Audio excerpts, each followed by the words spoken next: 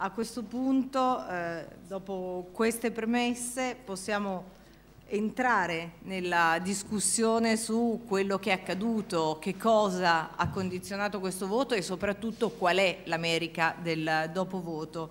Con questo sottotitolo che richiama la taxation e la representation, perché in una lunga, combattutissima campagna elettorale si è visto spesso il richiamo ai grandi temi della politica, alle grandi scelte istituzionali, ma poi si è visto sempre sullo sfondo il discorso dell'economia e questo discorso del fiscal cliff che veniva continuamente richiamato. Allora direi dovremmo essere in grado di collegarci con gli Stati Uniti. Ecco Sidney Blumenthal che dovrebbe sentirci.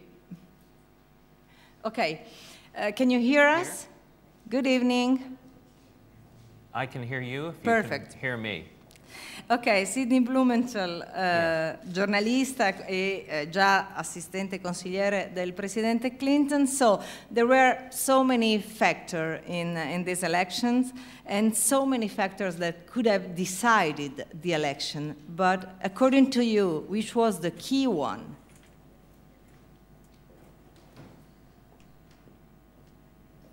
Well, let me first thank you for asking me to appear here. I'm delighted to join my friends in Rome through the Aspen Institute, and especially to see my friend Marta Dessous. I'd like to speak a bit about this election and exactly what happened and what it means.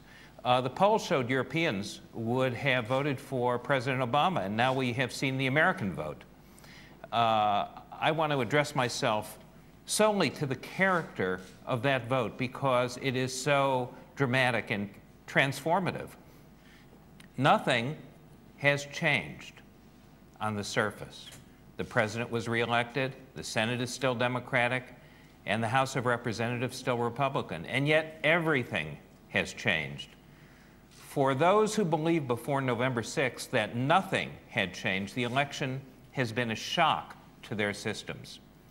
In the late afternoon of Election Day, a prominent Republican told me that he had just heard from the Romney senior campaign staffers that they had informed him, according to their calculations, Romney would win the key swing states and be elected president. They fully expected this. Republican leaders throughout Washington and across the country believed what they had heard.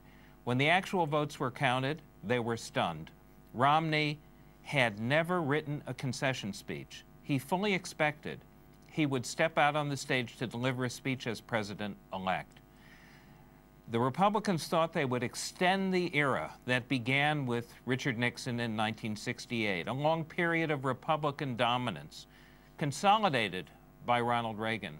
But Romney and the Republicans discovered that the country they lived in, thought they understood, and were certain would make him president, was a fantasy in the end. That's not to say that there is not such a place. There is a Republican America.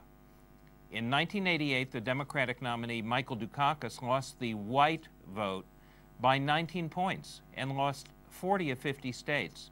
He was crushed in a landslide. 24 years later, Barack Obama lost the white vote by 20 points and won 61.7% of the Electoral College vote in every large state but Texas. And the Democrats made gains in the Senate, expanding their control, and in the House. When Ronald Reagan completed 2 terms in office, Republicans claimed they had a, quote, lock on the White House. As recently as 2004, George W. Bush's strategist Karl Rove was prophesying a permanent Republican majority from 1969 through 1988. That would be the 68 election. Republicans won 5 of 6 presidential contests. But since that election of 1988, Democrats have now won 5 of 6. Yet we are not at the end of a Democratic era, but at the beginning.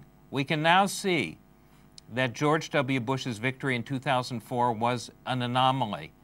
The victory of a president who was installed in office despite losing the popular vote in 2000 by a 5-4 ruling of the conservative Supreme Court. In other words, he was made president by one vote. And that his 2004 win was the result of the trauma of September 11th, which has not had lasting effects politically for his party. It has been commonly said that Barack Obama's 2008 election was made possible by a deepened democratic coalition of minorities, women, and the young. His 2012 win was an echo of that coalition, a solidification and consolidation. And politically, in defense of the liberal gains of his administration over the past 4 years, including national health care. In effect, it was a defense against a reactionary counter-revolution.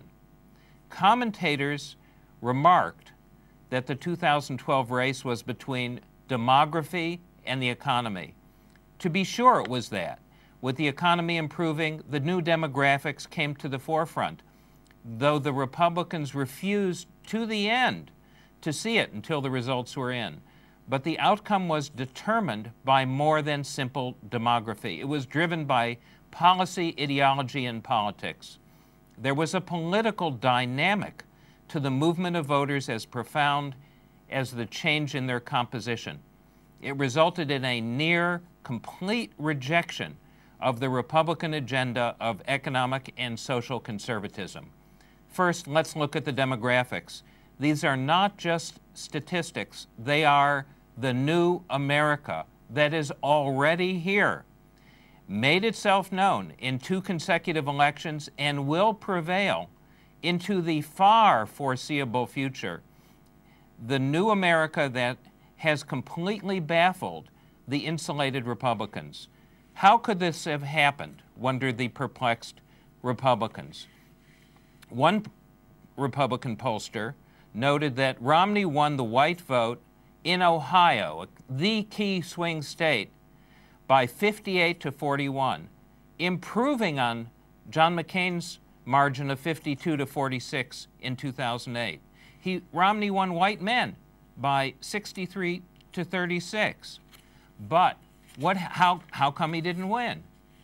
The answer is that Obama made up the margin by turning out an increased African-American vote, which went from 11% in 2008 to 15% on Election Day, an increasingly mobilized constituency.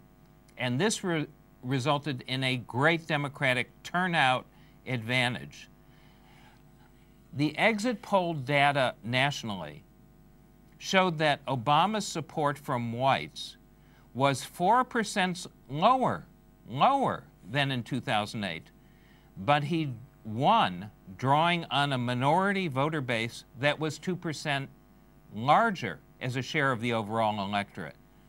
Obama's gains this year were with Hispanics, who went from 31% Democratic in 2008 to 27 in 2012.